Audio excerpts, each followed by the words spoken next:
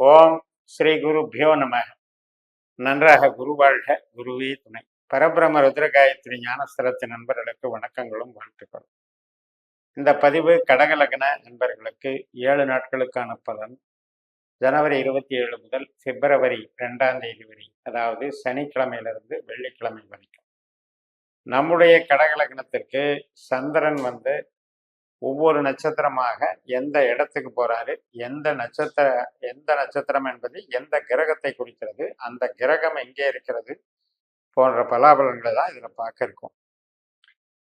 இப்போ கிரக நிலைகளை எடுத்துக்கிட்டீங்கன்னா, நமக்கு 5ஆம் இடம் என்பது நமக்கு விருச்சிக ராசி, 6ஆம் இடம் என்பது தனுசு ராசி.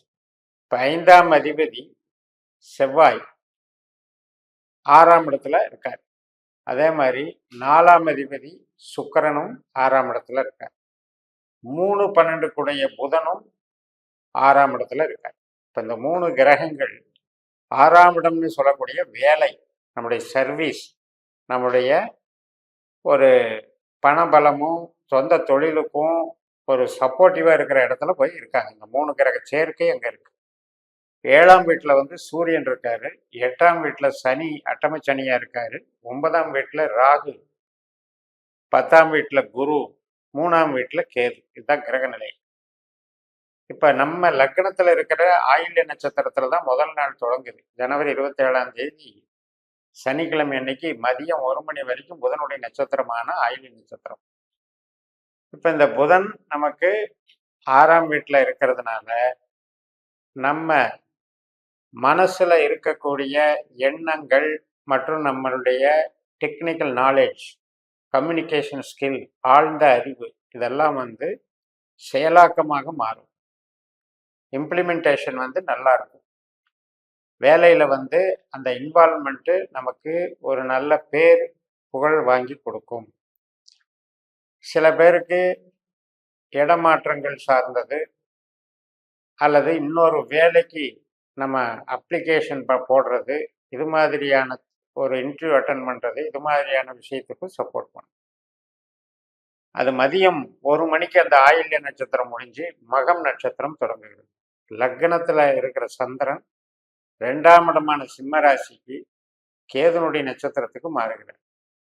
2ல சந்திரன் இருந்தாலே பணம், பேச்சு, ஈடுபாடு, குடும்பம், இதெல்லாம் இன்வால்மெண்ட் நல்லா இருக்கும். ஆனா நட்சத்திர அதிபதி யாரு? கேது.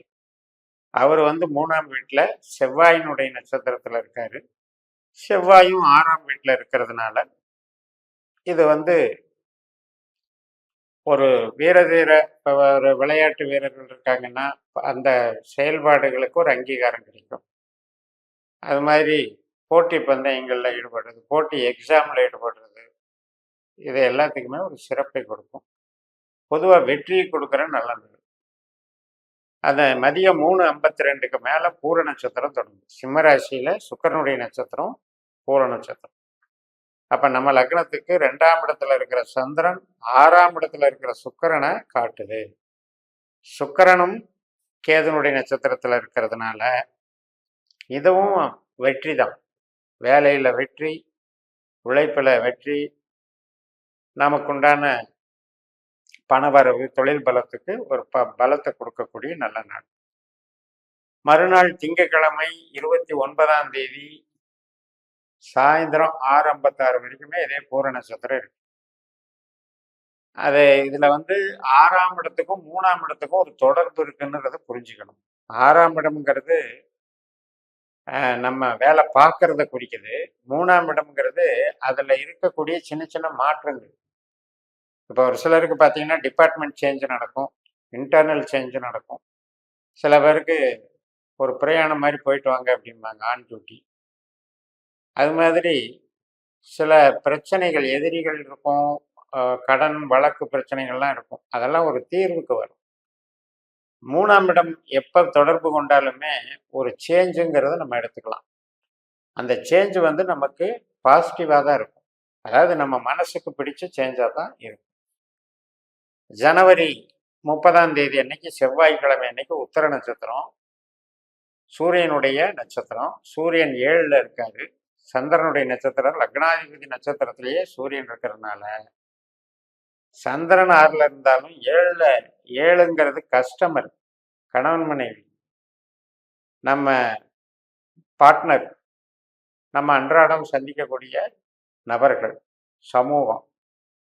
அப்போ இந்த 7ஆம் இடத்துக்கு ஒரு பலத்தை சேர்க்குது. ஒரு அரசியலில் இருக்கோம் அப்படின்னா ஒரு 4 பேர் போய் பார்க்கறது, அதன் மூலம் பப்ளிசிட்டி ஆகிறது, அதன் மூலம் ஒரு வளர்ச்சியை பார்க்கறதுங்கிறது கணக்கு.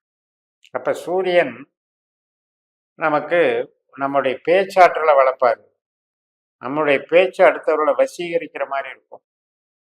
அதே மாதிரி அந்த செயல்பாடுகள்னால நமக்கு ஒரு தரம் மேம்பாடு அடையும், நம்மளுடைய கேரியரில் ஒரு டெவலப்மெண்ட் கிடைக்கும். அடுத்த நாள் ஜனவரி 31 புதன்கிழமை, ஹஸ்த நட்சத்திரம். லக்னாதிபதியே சந்திரன். இந்த லக்னாதிபதியினுடைய நட்சத்திரத்தில் சந்திரன் சந்திர நட்சத்திரத்திலே இருக்கிறதுனால, இன்னொரு சந்திரன் நட்சத்திரமான திருவோணத்தில் சூரியன் இருக்கிறதுனால இந்த நாள் நமக்கு புதிய ஒரு ஒப்பந்தம் போடுறது, கான்ட்ராக்டு, புதிய நபர்களை சந்திக்கிறது, புதிய ஃபீல்டில் என்ட்ரி ஆகிறது, இதுக்கெல்லாம் நல்லா இருக்கும். அரசியல், கம்யூனிகேஷன், அரசு துறையில் இருக்கவங்களுக்கு ஒரு ப்ரொமோஷன், ஆதாயம், பெரிய நபர்களினுடைய தொடர்பு, அவர்களுடைய உதவிகள் கிடைக்கிறது, இதுக்கெல்லாம் சிறப்பாக இருக்கும். பிப்ரவரி 1ஆம் தேதி வியாழக்கிழமை, சித்திரை நட்சத்திரம். சித்திரைங்கிறது செவ்வாயினுடைய நட்சத்திரம்.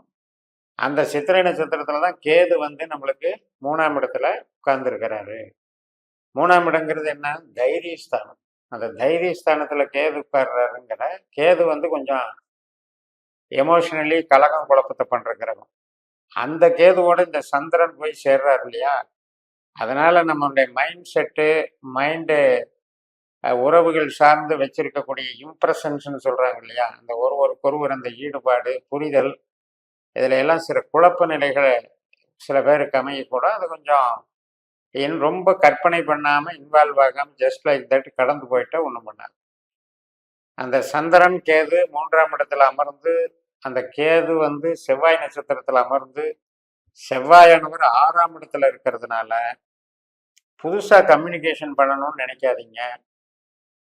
கம்யூனிகேஷன் சார்ந்து ஒரு ஆவணங்கள், ஒரு ஒப்பந்தம் கையெழுத்தாகிறது, ஒரு நம்மளுடைய டாக்குமெண்ட்ஸு, இதெல்லாம் அவாய்டு பண்ணிடுங்க. அது மாதிரியான வேலைகள். இப்போ ஒரு சிலருக்கு பார்த்தீங்கன்னா விசாவுக்கு அப்ளை பண்ணுவாங்க, ஒரு சில பட்டாக்களுக்கு ரிஜிஸ்ட்ரேஷனுக்கு அப்ளை பண்ணுவாங்க. இதெல்லாம் இந்த எழுத்து சம்மந்தப்பட்ட பணிகளுக்கு இந்த 3ஆம் இடத்துக்கு 6ஆம் இடம் கொஞ்சம் டிஸ்டர்ப் பண்ணுதுன்னு அர்த்தம். அடுத்த நாள், கடைசி நாள், பிப்ரவரி 2ஆம் தேதி, சுவாதி நட்சத்திரம். 4ஆம் வீட்டில் சந்திரன் ராகுனுடைய நட்சத்திரத்தில் போறாரு. ராகு நம்மளுக்கு 9ஆம் வீட்டில் இருக்காரு. ராகு நின்ற நட்சத்திராதிபதி புதன் 6ஆம் வீட்டில் இருக்கார். அதனால வேலைக்கு நல்லா இருக்கு, தொழிலுக்கு நல்லா இருக்கு.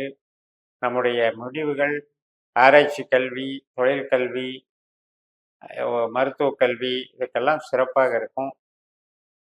அதாவது இப்போ ராகுங்கிறது முன்னோர்கள் அப்படின்னு எடுத்துக்கலாம்.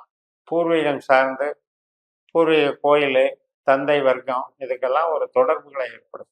இப்படி 7 நாட்களுக்கு நம்ம மேலோட்டமாக சந்திரன் செல்லக்கூடிய நட்சத்திர ரீதியான பலனை பார்த்தாலும், நமக்குன்னு ஒரு ஜனன ஜாதகம் இருக்கு இல்லையா, நம்ம பிறந்த ஜாதகத்துல உப நட்சத்திரம்னு நமக்கு ஒரு தடவை கணிச்சு எடுத்து வச்சுக்கணும்.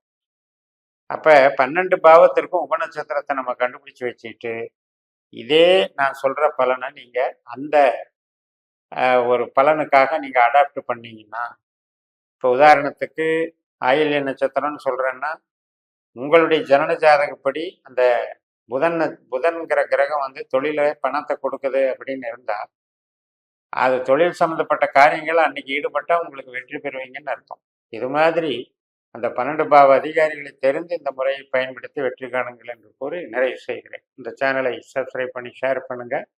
உங்கள் தனிப்பட்ட ஜாதக பலாபலன்களை என்னுடைய வாட்ஸ்அப் நம்பரில் திறப்பு கொண்டு பலன் பெறுங்கள். உங்களிடமிருந்து விடைபெறுகிறேன். உங்கள் ஜெயம்எஸ். நன்றி, வணக்கம்.